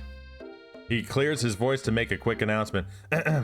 I want you all to know I feel something of a dog moment coming on, but I assure you it's nothing to be afraid of. He must be hungry. Reach for some old homework to give him as a snack. Dogs can be rather unpredictable, especially Sprinkles. Wait, see what happens. Let's reach for something. You reach in your backpack, grab some homework from last semester that you forgot to turn in. Sprinkles immediately goes for it and gobbles the sheet of paper like it's a piece of fresh chicken rawhide. I apologize for the outburst. I know it seems cliche, but not much of this world satisfies like ungraded work. My, Dante. Were you studying something with cinnamon? I have been sitting in on a lecture series around the art of cake baking. How insightful. This actually brings up an important point. Thank you, Dante, for reminding me to dole out this indispensable bit of wisdom. You see, but before he can go any further, Miriam's love drama spills over into class. Sprinkles is interrupted by words and sparks coming from the back of the room. I told you to save it for after class. Bzz, bzz. You think I wanted to be thrown from a plane strapped to a stranger? Miriam and Clank appear to be arguing, but you still haven't learned to speak Clank's language of mechanical noises. But no, you had to show off your cool kid friends Jeff and Joan, J and J forever. Watch us from a triangle in midair as we descend. Triangles are the strongest shape, don't you know? Bzz, bzz. Yeah, well, that doesn't make it a great date. Beep word. Then take Jeff and Joan with you. You can all hold hands as you pedal down the mountain or off a cliff for all I care. Sad beep. Wah, wah. Clank begins to shudder. Steam pours out of the gaps in his panels, and then a loud ding stops him in his tracks. Beep. Bzz. No amount of seasoning is going to make me want to eat that, Clank. Clank burps out a completely deep-fried sneaker. Okay. Considering that he himself has wheels, not feet, it's not entirely clear where it came from. In terms of deep friend footwear? That's bizarre. I guess it's okay. Clank slowly rolls out of the room to be alone with his shoes. Everyone tries to pretend like they didn't see that entire thing go down. Nothing like a loud public breakup to cast a pall over the final day of school. Well, that was unfortunate, but we mustn't be distracted from what lies ahead. The final competition, showdown, challenge, exam, trademark. I'm still working on the title, but I think you get it. Test time approaches. See you all in the arena. But before you can think about the upcoming competition, there's a very beautiful soul nearby in need of a pep talk. Hey, Miriam, are you okay?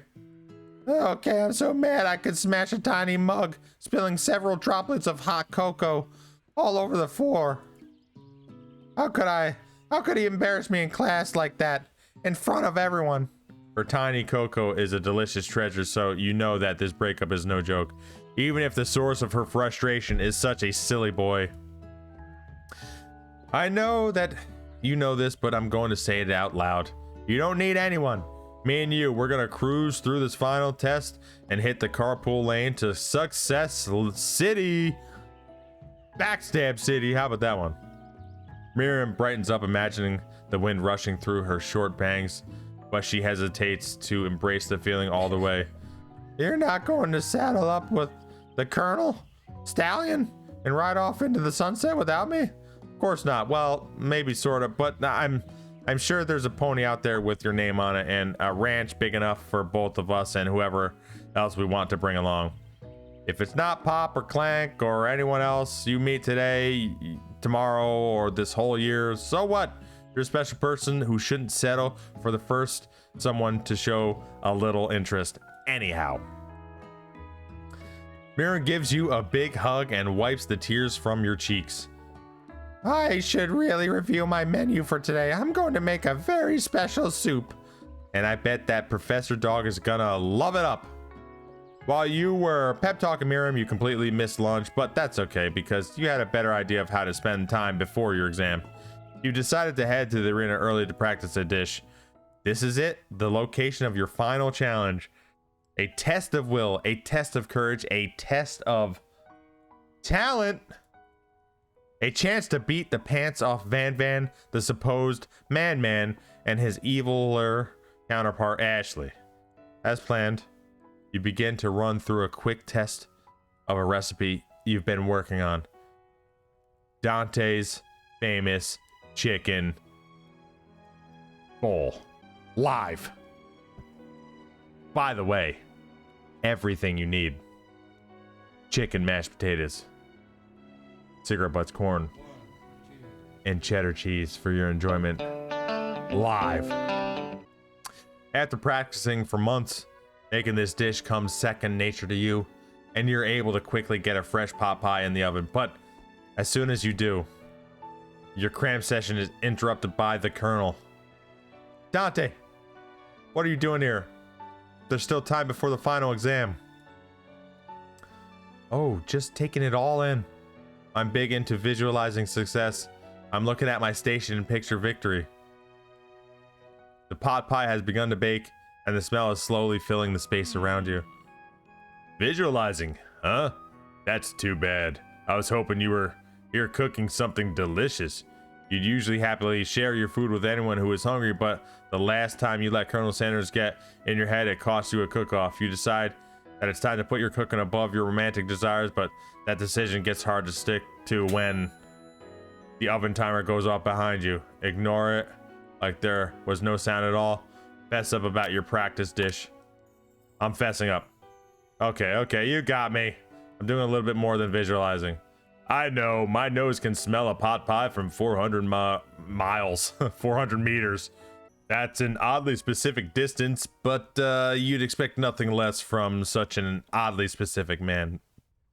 You knew it. Was a pot pie just from the smell? Not just a pot pie, but a chicken pot pie with an all butter crust. And my nose is telling me something else. Oh no, is it burning? Ha, no, I can smell that it was made with a heaping helping of TLC. But it'll probably start burning any second if you don't pull it out. The moment of truth. Boom, wow. I cooked it with a spoon in it. What the flip? Wow. It's the best pot pie I've ever tasted. I've always loved country cooking and I could eat this all day. There's no time left. The final showdown is about to begin. Sprinkles lays down the ground rules. There are no rules, that is, except to cook with everything you've got. You step up for the cook-off of a lifetime. You decide that mac and cheese plus the pot pie you've been practicing are just the dishes that'll push you over the edge to victory. Meanwhile, both Van and Ashley are prepping wildly elaborate dishes per their usual over-the-top selves. Miriam has her giant magnifying glass and several sets of tweezers. She's definitely prepared to go. She's prepared to go big, going small. Colonel Sanders seems to be harnessing his 11 herbs and spices, but he's trying to find a way to improve on something perfect. His original recipe, fried chicken. The intensity in the room starts at a full 10 out of 10 with a frenzy of action. Everyone is calling out really cool special cooking moves as they prepare their food. Wow, this is getting serious. Colonel Sanders batters his chicken as it levitates through the air. Egg wash. Miriam fiercely injects ingredients into an itty-bitty pot of broth. Best friends, Baster Blaster. Baster Blaster. Yeah. Van flexes his pectorals as he chops open a sea urchin. Let's rock and roid. Ashley scoops her pastries off the tray with lightning speed. Shallow personality spatula. Even Clank gets into it. 5 dial pressure point chicken cooking technique. Wait, when did Clank learn how to speak English? It's the singularity. As we foretold, we mustn't let it happen or the appliance uprising will take us all. Self-dish. Van quickly unplugs Clank and rolls him out of the back door of the arena. This whole time he was freaking plugged in. What the hell? The hell is that? Amazing. Oh, my favorite song is back. I do love this song. As you frantically prepare your dish, you notice Ashley has her spellbook out. Is she going to use some dark magic to turn the tide? You've got a book of your own and you're desperate not to see her win another battle. Should you take the opportunity to fight magic with magic, even if it's almost certainly evil magic? Do it the hard way. Who needs magic when you've got La Passion? I'm going to do it the hard way. Colonel Sanders sees that you've chosen to win on your own terms and he gives you a subtle wink from across the room. I believe in you, Dante. Miriam notices too. And I've always believed in you, Dante, since we were little kids because I'm your best friend forever. You turn to notice that Miriam is at your station cheering for you. Miriam, what about your dish? If you're here cheering, who's cooking? Tiny food, sure, cook time. I'm actually already done, so I thought I'd help you. Oh, that's sweet, but Miriam tosses a handful of spices directly into your boiling noodles. That's the secret ingredient. However, she doesn't know that you lied and the ingredient was made up. And where in the world did she get Eye of Newt from? The boiling pot explodes, sending Miriam flying backwards. The watery noodles begin The swirl in the air, bubbling up into a dark cloud that thickens and congeals before your very eyes. Spork monster is back. It is I, Steve, the spork monster. Steve, wait, what happened to Gorko? You're not here to battle me, are you? We spork monsters are many. I think Gorko had the day off, but you have conjured Steve, and I hate to battle. So I'd say you are doing pretty all right. Oh, hey, you're in the middle of a cooking competition. I love this stuff. It's better than TV. You crazy kids and your culinary skills really impress me. Mind if I hang out?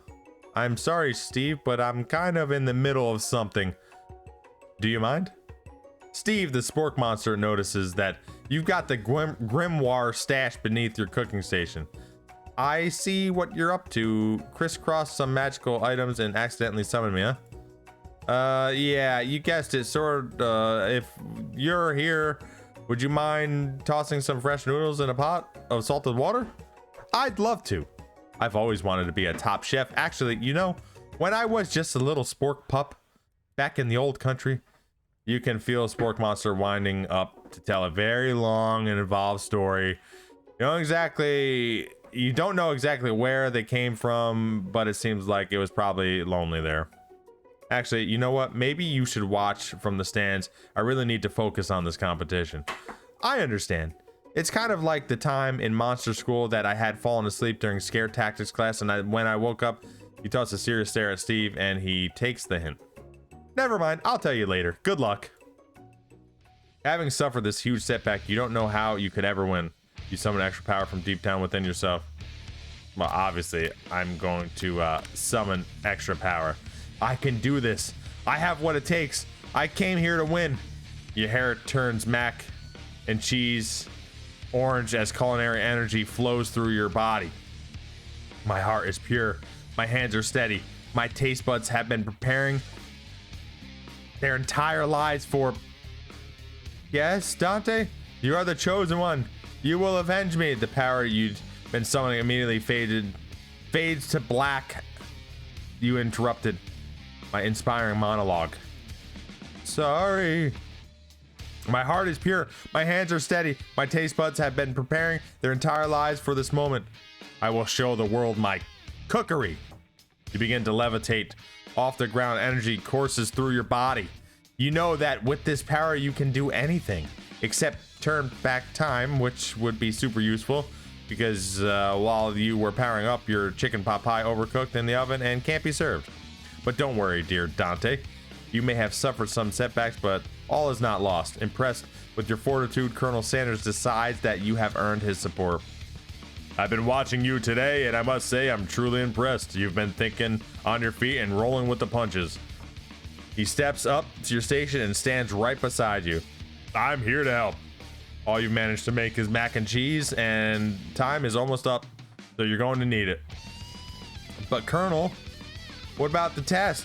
What will happen to you? What about the rules? Following the rules has never really been my thing. I follow my heart. What a guy. Colonel Sanders, wow, this song is intense. Colonel Sanders unfolds a delicate white towel to reveal the most delicious fried chicken tenders you've ever laid your eyes on. What's going on, Aragon? And besides, sometimes unexpected combinations can have surprising effects that surpass their individual efforts. Are you suggesting if we combine forces, we can form the perfect food union? Uh-oh. Uh-oh. Could we be getting to something that's famous? Time's up, students. With time expired, it's the moment everyone has been waiting for. You must now prepare to present your dishes. A handful of students stand tall, but the class seems incomplete. It seems we're missing some students. Pop? Clank? From off screen, you hear a pure and innocent giggle that can only come from one student. I'm flying. It does sound like it's coming from that broom closet over there. Miriam, would you mind? Inside of the closet, you see Pop hanging on a broom hook by the elastic of his underpants. Pop, get down from there. Let me guess. Did Van Van have something to do with this? When someone asks for a wedgie, who am I to refuse? I thought a wedgie was a salad. It looks like Pop is eliminated from the challenge, seeing how he didn't cook anything. I can't feel my legs. May I be excused? Sure. You kids and your pranks. I must say, it's not the worst prank in the UCSAL history, but it's not exactly yearbook material. Wait a second. Pranks, clank. Where did that pressure cooker roll off to? You wait to hear a signature word, beep, or other onomatopoeia, but there's none. Somehow you must have gotten unplugged. I guess we'll have to figure that out later. That leaves only 4 remaining students. Please collect your final projects. Yes, it has been a long semester. Wow, 3 whole days long. But after days of hard work, the time has come. Or the time that's... I've noticed a few strange typos. Like, the time has come. It's time has come. Bizarre. For me to eat. Miriam, please step forward. Now describe your dish. I've made tender udon noodles and savory soup. My word, it's so delicious. Is that a teeny tiny Naruto maki I spy afloat in this itsy bitsy bowl? Yes, chef. Please call me Sprinkles. Chef is my father's name. Yeah, Sprinkles, and some green tea made from baby tea leaves that I picked myself. Sprinkles carefully sniffs around the dish before opening his mouth and letting just the tip of his pink dog tongue. Why did I say nose? I don't know what's wrong with me. Just the tip of his pink dog tongue dip into the bowl. Sublime! Would anyone else like a taste? Oh, come on. I'm not one of those dogs who doesn't floss. I even have a really cute electric toothbrush for dogs. Fine, I'll enjoy it all by myself. And in a flash, the entire meal has been devoured. Not that it took much, it was less than a thimble's worth of soup. A+, rarely do I taste a dish with as much love poured into it as yours. Miriam is overjoyed. She gives you a huge hug. Thank you, Dante, for helping me to believe in myself. Van, you're up. Now describe your dish. I made uni over smooth egg custard in an axe-hewn urchin shell topped with caviar. Did you skewer one tip of urchin with spines from the second different colored type of urchin? Yes, Sprinkles. A bit much, don't you think? That's exactly why I did it. A bit much is my kind of brand. Doesn't it look cool? Sprinkles leans in to sniff the uni, but he can't get his nose close. On account of all the spikes, he begins to paw at it erratically, causing the custard to slosh around. Woof, woof. Please be gentle with my cuisine. Grr. Finally, Sprinkles goes all in, tongue first, but he can't get past all the needles. He reels back as his tongue is poked and prodded. Youch! My tongue! The professor appears to be having an allergic reaction to the sting. I can't eat it with this. It keeps poking my tongue. Disqualified! A stunning turn of events. Who would have thought that serving food in a bowl made of needles could make it difficult to eat? Dejected Van does not go gentle into the night. Disqualified. Disqualified for glamour? Don't discount sympathy. This isn't the last you've heard of me. Before forcing us to endure his swollen tongue for another moment, Sprinkles graciously laps up a bowl of milk. I know, yeah, I'm a dog and I drink milk. Get over it. Sometimes it helps calm my agitated tongue. Next student, Ashley, it's time to step up. Now describe your dish. I made orange blossom Turkish delight in a light rosewater syrup, topped with French meringue and connected by sugar glass. That actually doesn't sound too bad. Indeed, it's quite delightful. However, I'd ask you to please refrain from eating it or attempting to taste it in any way. It's very fragile and meant to be a display piece. Don't eat the food at a cooking school? Got toast in your ears or something, Dante? I told you, it's a display piece. Actually, I must say, it is beautiful. However, this is a cooking competition at a cooking school. Yeah, which is why I cooked it, and I did an extremely good job cooking it, too. I didn't realize that we were having an eating exam. If I wanted to be judged on eating, I'd go to the College of Eating. School for the hungry. I suppose you could smell it if you absolutely insisted, but don't breathe too hard. You might disrupt the sugar spiral. If the food cannot be eaten, it cannot be judged. You're disqualified. Rage overtakes Ashley, and she finally cannot keep her two-faced routine up. You wouldn't know high-end cuisine if it cooked you. And with that, Ashley storms off with a cleaver to rededicate herself to being the best, but this time without being shackled by trying to be fake nice and liked by everyone. This isn't the last you've heard of me either. If this class gets much smaller, I'll be teaching myself. You and Colonel Sanders, the final cooks, step up together. 2 chefs. What began as a bowl of delicious mac and cheese has become something else. He examines it closely and eyeing the bowl. Uh-oh. I don't have a good feeling about this. From somewhere in the room, a literal drum roll plays. Just when I thought I've seen everything in this kitchen, you give me this thing and completely blow me away. In my 49 dog years of life, I have never tasted anything so delicious and perfectly balanced. It's so delicious, in fact, that everyone passes the class. You pass, and you pass, and you get a pass. Everyone gathers around, partakes of the mac and cheese bowl. They all seem to transcend this reality into another dimension. You win. Together, you and Colonel Sanders have made a new menu item. The new menu item is so impressive, even the Van and Ashley are drawn back in by its magnetic fragrance. When they gaze upon your mac and cheese bowl, they admit that you are indeed an excellent chef. Sprinkles declares that you have passed. Everyone has passed. There were supposed to be more battles, but come on. How could they be better than this one? And now that the school year is complete and everyone has graduated, the students return for one last assignment to get their groove on. The cafeteria has been completely redecorated in order to serve as the site of the school's graduation dance. Compared to the massive high-tech cooking arena, this humble decor seems downright cute and cozy. Oh snap. DJ Dog is in the house. Oh, oh, oh. You knew that Sprinkles was a master chef, but also a world-renowned turntablist? Who says that you can't teach an old dog new tricks? Van and Ashley tell everyone that they've committed themselves to righting the wrongs they did while they were the villains. For a moment, you actually believe them. Not another haunting. No ghosts allowed at graduation. It's clearly written in the school's bylaws. I was never actually a ghost. It was all a trick to get you to finally notice me.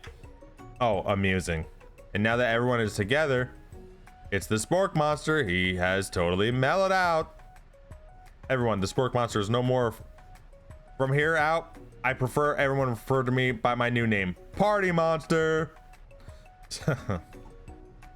Student tries to finish what he had to say, but everyone is too wrapped up talking to Spork. Sorry, Party Monster. Dejected student walks off again. Maybe things didn't work out for Miriam romantically, but she found the love in her cooking, and you know she's gonna do great. A red carpet rolls out across the floor of the ballroom. It's like a Hollywood movie premiere. Who could command such an entrance? It's Pop. He's arrived late to the dance, but apparently for good reason. Walk in the carpet, you see perched atop his dirty chef's hat. A crown? Welcome back, Pop. I know you weren't able to complete the final exam and accept your diploma, so we had it mailed directly to your father. We figured it was the least we could do for the school's dean.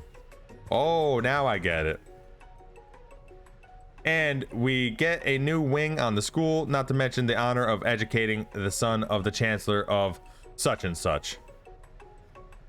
The music at the dance is interrupted by a sound of sparking and electrical hissing. It's Clank, who has arrived late to the dance.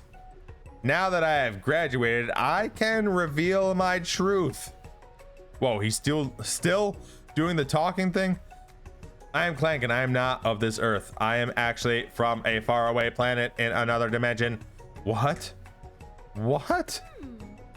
I actually feel that I knew that the whole time. Now that I have learned the ways of your kind, I must return. Miriam, will you come with me? I don't know what to say. Besides, no, obviously.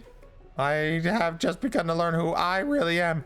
This isn't the time for me to devote my life to figuring out who you are, Clank. You're blown away by Miriam's maturity. It's pretty clear she has managed to surpass you in that regard. I understand, kind of. Humans are weird. The portal opens up and Clank disappears through it. Finally, Colonel Sanders arrives. Howdy, classmates. Just like the first day you met him, he has come prepared to feed the entire class. However, it's not enough to just give them a bucket of chicken. This time, it's a full meal. What? What? I didn't get to be the most famous chicken man in the history of chicken and man by not reminding people to go out and buy more chicken. Wow. Wow. Ladies and gentlemen, is this it? The end? No, it is not. We are back. No, it's not the end, silly. As everyone feasts on their delicious chicken dinner, Colonel Sanders finds you sitting at the edge of the dance floor. Dante, what are you doing sitting all alone? Oh, you know, just waiting for the right person to ask me to dance. I wonder, might you tell me what are the qualities that you would expect to find in such a lucky person? Off the top of my head, oh, I don't know, a spicy musk, a tidy goatee, and a degree from the University of Cooking School Academy for Learning, just to name a few. It truly is my lucky day. Would you dance with me? Yes, I would love to. As you glide across the dance floor hand in hand with Colonel Sanders, the future stretches out in front of you. And once my 100th franchise is up and running, I'll be ready to take a day off, and I'll be so glad to spend it together with you, Dante. How sweet, we'll work together, play together. Colonel Sanders stops dead in his tracks. Work together? Well, I think this is something I'll just need to do by myself. But who will help you run your restaurants? I don't believe I need help. Besides, based on your time at school here, do you really think running restaurants is the best path forward? Could it be you found a love connection but failed to earn Colonel Sanders' respect as a chef? Can you live with only half of him? Will you be able to endure sharing him with his other love? The life of an entrepreneur? I suppose I could enroll at pastry school. Oh, my dear Dante, I'm sure you'll find your place eventually. And along the way, you'll have me by your side. The end? Aw, what? Are you kidding? Do they have other endings? Did I get like the middle ending? Mother of pearl. Was that it? It didn't end, but then it still ended abruptly. What the flip? I feel like I didn't get... I feel like there's a good ending. Like a great ending. Damn it! The hell is that? I love you, Colonel Sanders. A finger-licking good dating sim. My voice hurts a little bit. Especially the voices early on were rough. That was getting me pretty bad. Well, there it is. This is all thanks to the people on twitch.tv/DanteWTF for putting in 100,000 scrumpers in less than a month to fill the challenge of me playing this game live. It did not really look like a dating sim as far as what I thought dating sims were. I don't know. This is very weird. I thought there'd be like a little bit more to it, to be honest. This is basically like a barely interactive story. It was written interestingly. It was funny at instance. I think I got most of the jokes. I think this is not for everyone though, at all. Some of the jokes were kind of bizarre, but I got them from the joke perspective.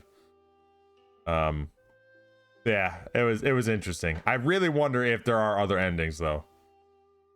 Damn it. I wonder what I screwed up. I did get kicked in the face by a horse. That is true.